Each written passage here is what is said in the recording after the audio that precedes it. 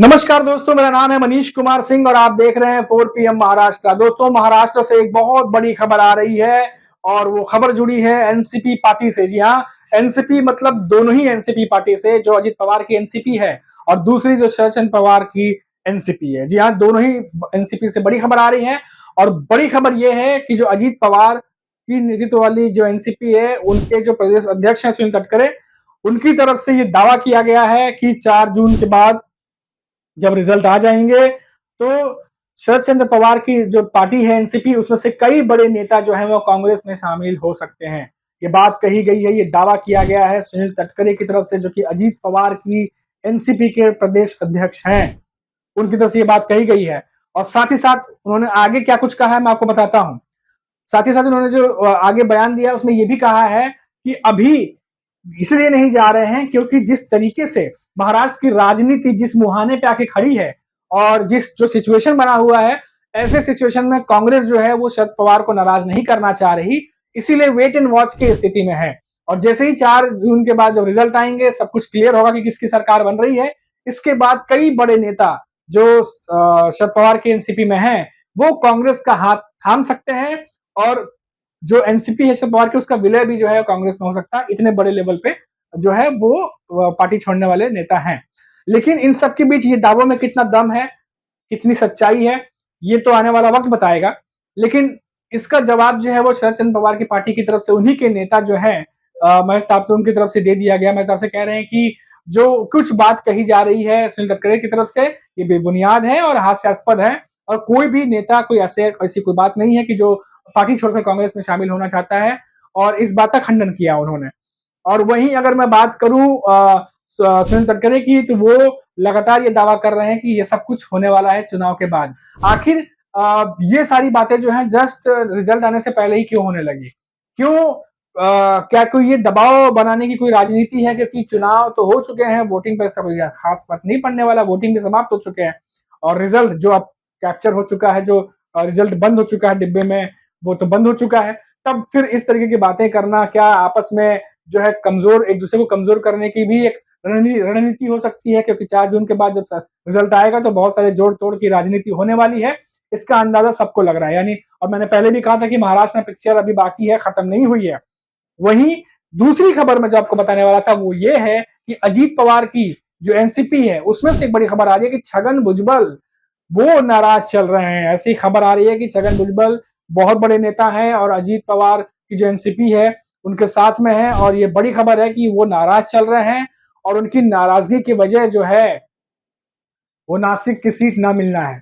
जी हाँ, ये खबरों की माने तो नासिक की सीट जो है वो छगन भुजबल चाह रहे थे कि उन्हें मिले और वो वहां से प्रत्याशी बनकर के है एनसीपी की तरफ से वो चुनाव लड़े।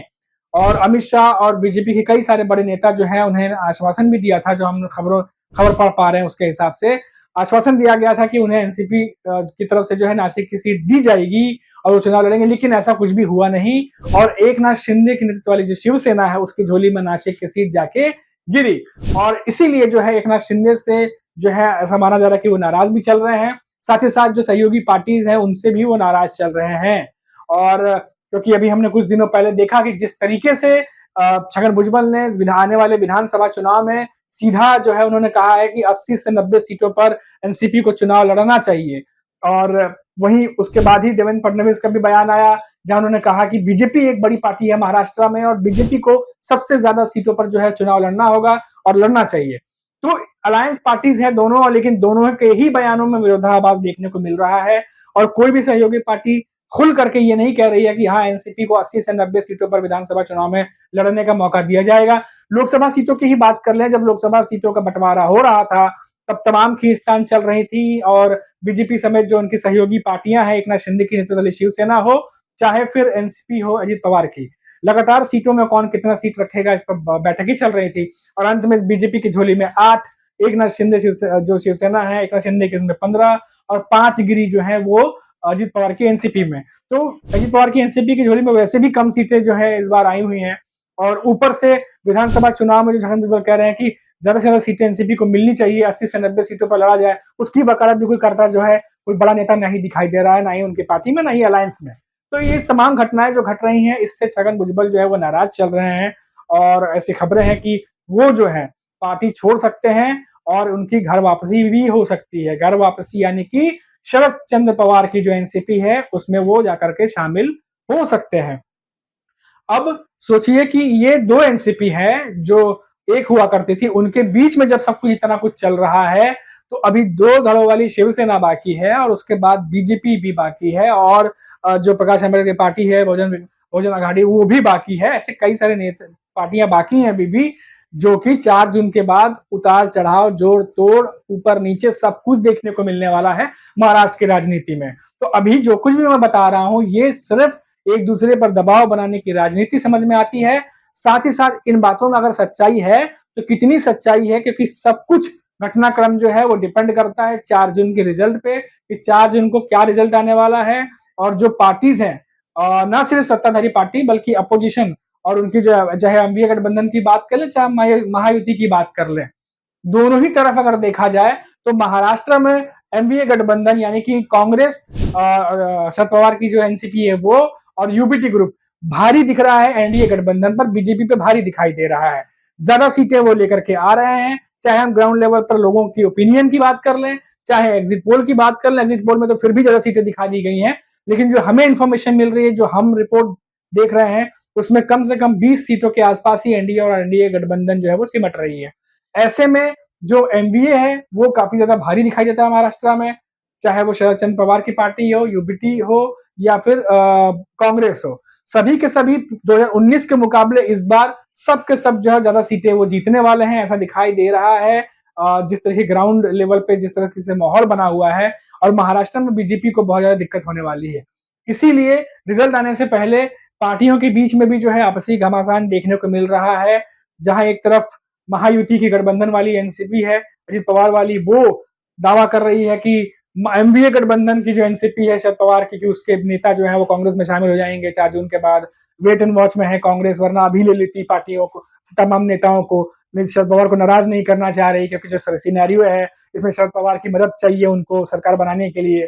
तो ये तमाम बातें जोड़ते हुए आपस में जो है एक सामने निकल के जो पिक्चर बन रही है वो ये बन रही है कि उतार चढ़ाव गठजोड़ की राजनीति होने वाली है। फिलहाल ये दावा है अजित पवार के ग्रुप की तरफ से, लेकिन इसमें सच्चाई है कि नहीं है ये तो 4 जून के बाद ही मालूम चलेगा। हालांकि शरद पवार की पार्टी ने ऐसा खंडन कर दिया है कि ऐसी कोई बात नहीं है, लेकिन इतना जरूर है कि आने वाले 4 जून के बाद महाराष्ट्र की राजनीति में काफी कुछ देखने को मिलने वाला है। और साथ ही साथ हालांकि उद्धव ठाकरे ने तो ये बात कह दी है कि अब कुछ भी हो जाए वो बीजेपी के साथ नहीं जाने वाले, ये 100% श्योर बात है। और ये बात शरद पवार ने भी कही है कि वो अब बीजेपी के साथ गठबंधन नहीं करने वाले। लेकिन 4 जून के बाद क्या कुछ होने वाला है महाराष्ट्र की राजनीति में, क्या शरद पवार और उद्धव ठाकरे कांग्रेस के साथ मिलकर सरकार बना लेंगे महाराष्ट्र में, क्या दिल्ली में सरकार बनेगी, उसमें भी एक बड़ा योगदान शरद पवार और उद्धव ठाकरे अपनी पार्टियों के सहयोग से देने जा रहे हैं, या फिर बीजेपी जो है वो महाराष्ट्र में नुकसान होते हुए भी सेंटर में गवर्नमेंट बना लेगी, जैसा कि जो एग्जिट पोल कह रहे हैं। और हालांकि एग्जिट पोल पे सवाल भी उठ रहा है फिलहाल, लेकिन कुल मिलाकर राजनीति यही है कि महाराष्ट्र की राजनीति गरमाई हुई है और पार्टी चाहे सत्ताधारी हो या विपक्ष की, आरोप प्रत्यारोप लगातार चल रहा है। 4 तारीख को रिजल्ट है, अब देखते हैं कि 4 तारीख के बाद क्या कुछ निकल कर सामने आता है, किसके उम्मीदों पर पानी फिरता है और कौन बनता है सरताज। अभी के लिए फिलहाल मुझे इजाजत दीजिए और आप देखते रहिए 4 PM महाराष्ट्र। नमस्कार।